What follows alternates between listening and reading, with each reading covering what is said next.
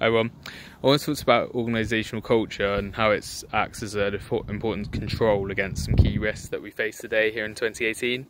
The main one, the obvious one, is talent retention. So you see so many companies struggle with recruiting for and retaining the people that they need with it to achieve their objectives. So most jobs now have some element of skill required to do them. We don't, especially in the West, we don't tend to sort of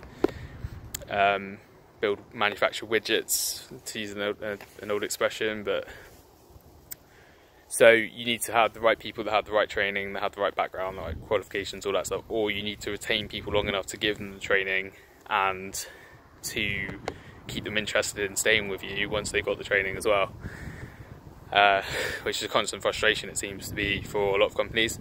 So how do you do that? Well, first thing you need to do is have a clear vision of what culture is going to be at your company. So you want to say, what do we want to achieve, and be very clear about that, and communicate to everyone, give them a purpose so they've got something to actually get up and come to work to do, so they're motivated. Figure out what people value as well. Do they value they tend to be people that are all about money, the people that you're looking for? So can you try and be the highest paying employer? If you can't, or if they don't value money, are there other ways you could do it? Do they value flexible working? A lot of people do these days. Do they value an environment where they can express themselves? A lot of things that I hear is people leave because they're frustrated because their manager won't listen to them, that they can't come up. They have lots of ideas, they have suggestions, things like that, but they feel stifled, so they go off and maybe start their own business and do their own thing, or they go to another company where they feel they've got more freedom. So straight away you've cost yourself a lot of potentially a talented employee who could have stayed with the company long term and built their skills and added a lot more value because of a short-sighted attitude. And that's something you want to weed out if you're sort of a chief executive or you're someone in senior management. It's something you need to weed out among your managers below you, if you like, because they need to be consistent in their messages. You can't have, you might be a fantastic sort of leader, manager type person, but if everyone beneath you is still carrying some horrible attitude, or they treat their employees really badly, it's not going to matter what you're like. You need to make sure it's consistent throughout the organisation. The other thing is, if you do come to recruiting, getting it right.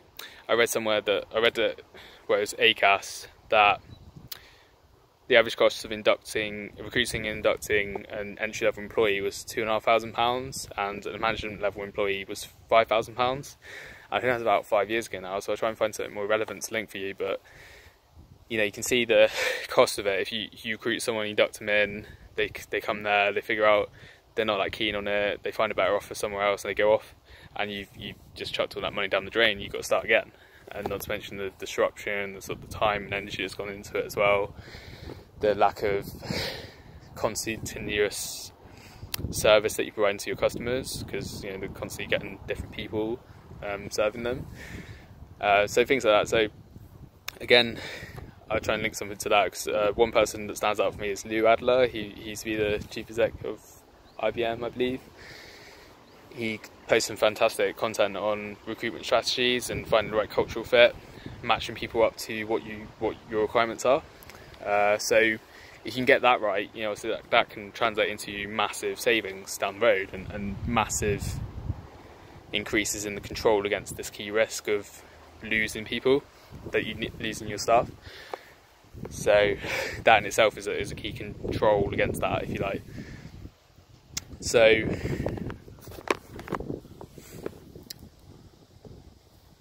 so being very clear about your vision, communicating it through your subordinate managers, getting the recruitment right. It's definitely something else I was going to talk to you about.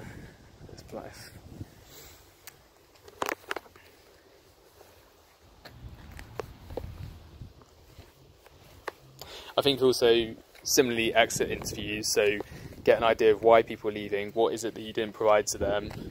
In some cases they just leave because they're moving, you don't have an office where they're moving to or something, or they're retiring, or so there's stuff you can't avoid. But just be very clear on that isn't something that you've done. Keep an eye on Glassdoor reviews as well. I don't believe that you'll be notified if someone creates a Glassdoor page about your company, but you could go on there and you might have atrocious reviews.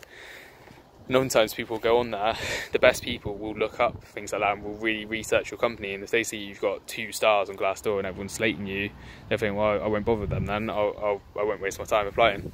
And so you don't get to access these fantastic people, but your competitors will, and they'll have the best people, and because they've done something better than you've done, you've got something wrong. But again, that can only be found out if you're constantly engaging with your staff and keeping the message consistent. That's probably the final point I'll make for now. I'm trying to keep this video a bit briefer. Is that you should, especially if you're a member of senior management, you're a chief executive, you're something like that, you should always be making an effort to engage with your low-level staff, with people on the front line. One of my favourite quotes is from Roy Disney. Disney have probably the best customer service ever. As a brand, probably one of the most valuable brands that exists, and they've achieved that largely because of the amount of effort they put into their front line. So he says the front line is the bottom line. So the money is captured by the people that are serving your customers. If they're exuding joy and pleasure of having the opportunity to work for this company, they're so grateful to be there. People want to be served by your company. People want to engage with people that are enthusiastic and grateful about being able to work there. So if you're not able to communicate with them, if they're unhappy, then I'm going to provide the best customer service and they're going to leave. So it's getting down on the ground, getting engaged with people, doing staff surveys regularly, making people feel comfortable so they can raise ideas and issues, not feeling stifled and bullied. Getting really in there and really rooting that out, and especially for people that may be more vulnerable, people that don't speak up, people that might be in positions where they're sort of more agreeable perhaps. A lot of people put up with a lot of stuff and won't speak up about it. It's trying to access those people, it's trying to seek out those people. I suppose without being in the shoes of some high-level chief executive, maybe it's easier, it's harder than it sounds, I'm sure it is, but it's trying to find out the people that you don't want to find yes men, the people that say, yeah, it's all great, I love it. It's finding people that will really give you an honest opinion.